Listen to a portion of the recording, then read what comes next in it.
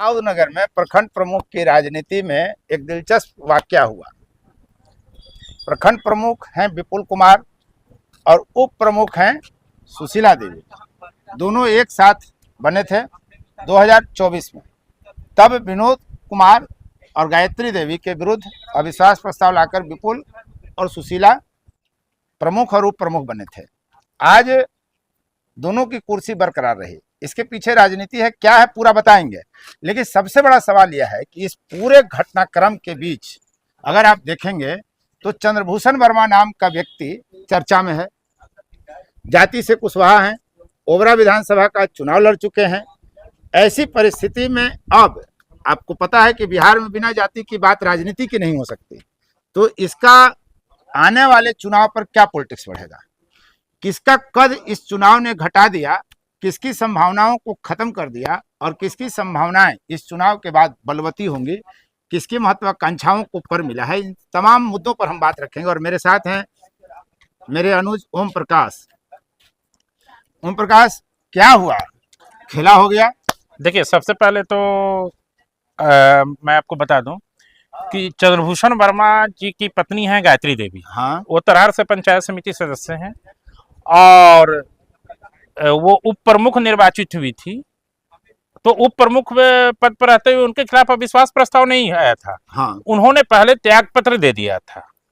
हाँ, ठीक है। हाँ, उस समय विनोद कुमार जी प्रखंड प्रमुख थे। हाँ, उनके खिलाफ अविश्वास प्रस्ताव आया था। हाँ, तो ये गायत्री देवी द्वारा जब त्याग पत्र दे दिया गया था तो उप प्रमुख का पद खाली था। तो सुशीला जी, हाँ, और उसके बाद जैसे ही 2 साल उनके कार्यकाल का पूरा हुआ तो पंचायत समिति सदस्यों द्वारा अविश्वास प्रस्ताव लाया गया और अविश्वास प्रस्ताव लाया गया तो विनोद कुमार की कुर्सी चली गई।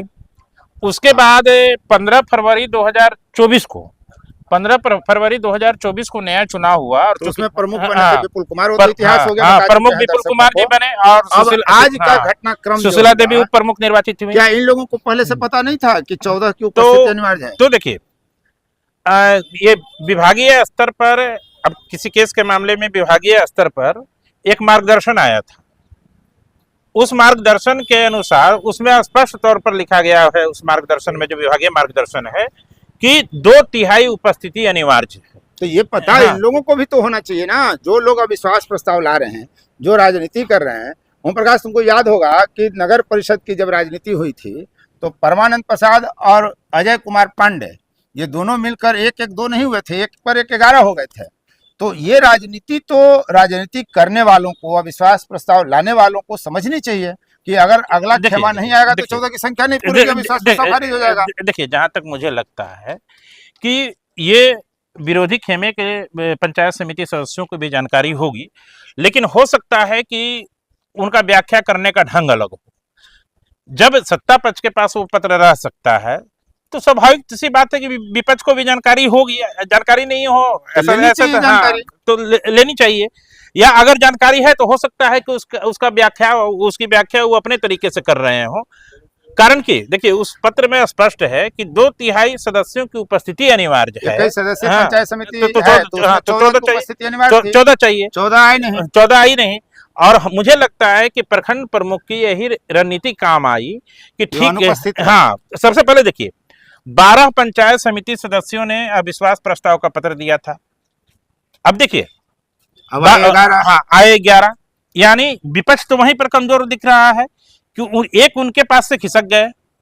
अगर नहीं खिसके रहते तो उनको आना चाहिए था, तो बच गए 11।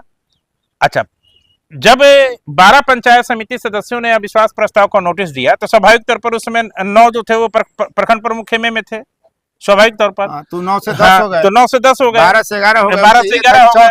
तो खेला यहाँ चाहिए था 14। तो यहाँ पर जो है वो ये प्रखंड प्रमुख की दिमागी रणनीति काम आई और उन्होंने एक रणनीति बनाई, उसमें वो सफल रहे और उनकी कुर्सी बच गई। हर अविश्वास प्रस्ताव के पीछे कहा यह जाता है कि पैसे का भी खेल होता है, उस पर हम चर्चा नहीं करेंगे, सब लोग जानता है, हर दर्शक जानता है। हम जाति की राजनीति की बात करते हैं।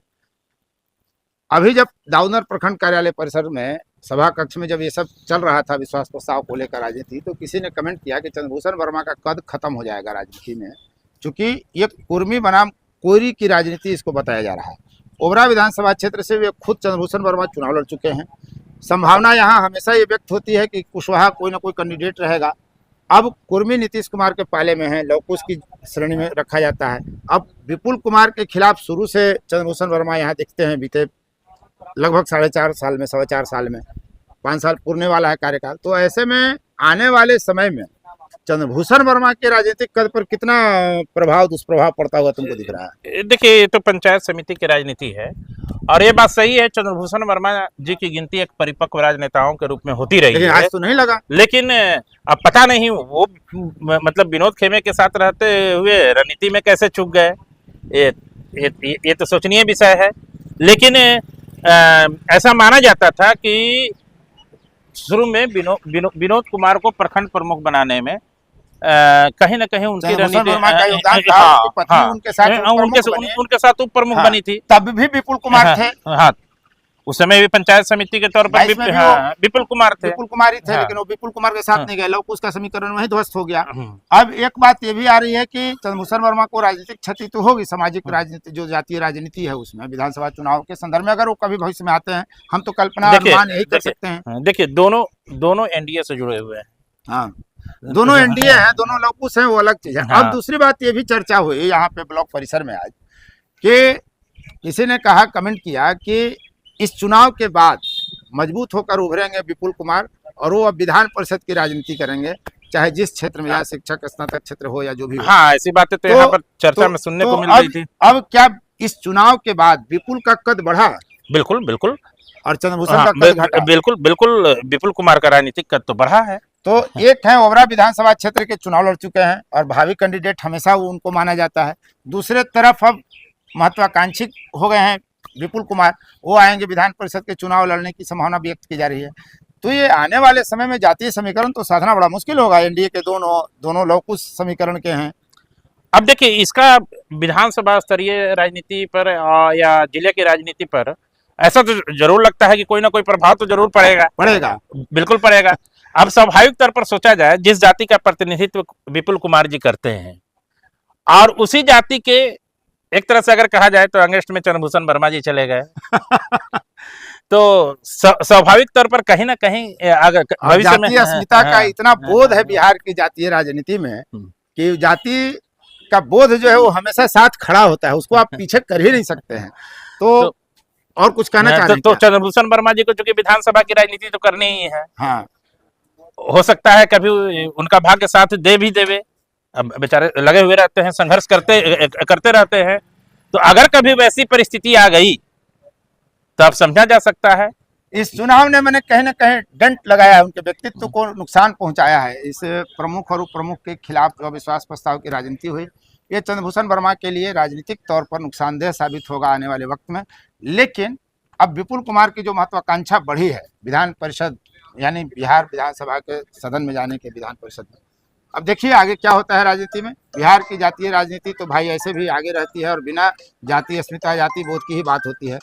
अब तक इस वीडियो में बने रहने के लिए आपको बहुत बहुत धन्यवाद।